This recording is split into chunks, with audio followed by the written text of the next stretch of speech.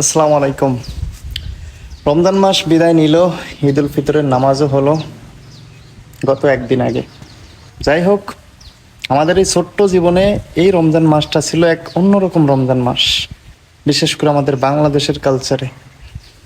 দেখেন, এই রমজান মাসে একের পর এক ধর্ষণের ঘটনা, হত্যার ঘটনা, মারামারি, কাটাকাটি, ছিনতাই, চাঁদাবাজি, এ সমস্ত ঘটনা একের পর এক ঘটছে, মানে পাল্লা দিয়ে ঘটছে। বিশ্বাস করেন, এই বছরের রমজান মাসে আমরা যেরকমটা দুর্নীতি, ব্যবসায়িকরা ওজনে কম দেওয়া, স্টকে রেখে জিনিসের দাম বাড়ানো, এবং পোশাক আশাকের দোকানে দেখেন দেশীয় পণ্য তারা পাকিস্তানি, ইন্ডিয়ান বলে দ্বিগুণ মূল্যে বিক্রি করা, মানে সব কিছু মিলিয়ে। লাস্ট ঈদের আগে একটা ঘটনা দেখছেন, একই মার্কেটের অনেকগুলো দোকানের মধ্যে কোনো একটা দোকান তারা পাঞ্জাবি কম মূল্যে বিক্রি করায় তাদের উপরে হামলা চালায় অন্য অসাধু ব্যবসায়ীরা। তো দেখেন, আপনি ভালোভাবে ব্যবসা করবেন, সেখানেও আপনার বাধা। মানে এটা হলো রমজান মাস। বাহ, এটা তো গেল আমাদের দেশের রমজান মাসের যত ধরনের অপকর্ম, কুকর্ম, সেই সবের একটা ধারণা মাত্র।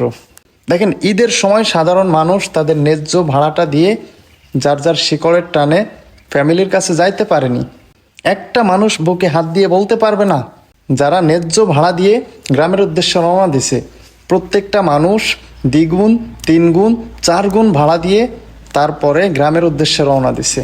শুধু তাই না, আমরা যে দেখি হাজার হাজার মানুষের ভিড় লঞ্চ ঘাটে কিংবা ট্রেন স্টেশনে, সেই সমস্ত মানুষ কিন্তু টিকিট কেটে তারপরেই ভিতরে ঢুকতে পারে, অন্যথায় ভিতরে ঢুকতে দেয় না। এখন আমাকে একটা কথা বলেন, এত ভোগান্তির পরে যেই হাজার হাজার মানুষ ট্রেনের ছাদে করে বাড়িতে গেছে, তারা কি টিকিট কাটেনি? অবশ্যই তাদের যাওয়ার কথা ছিল ভিতরে সিটে বসে। সেই মানুষগুলা গেছে ট্রেনের ছাদে করে।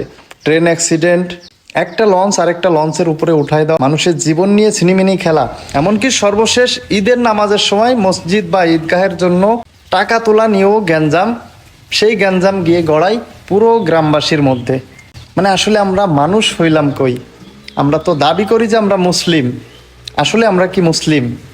একটু বুকে হাত রেখে বলেন তো, পুরো রমজান মাস জুড়ে যত কিছু আপনি আপনার নজরে সোশ্যাল মিডিয়ায় দেখেছেন বা সরাসরি দেখছেন, একটু কমেন্টে বলে যাবেন যে আমরা কি আসলেই মানুষ, কিংবা আমরা আসলেই কি মুসলিম? একটু বুকে হাত রেখে বলে যাবেন।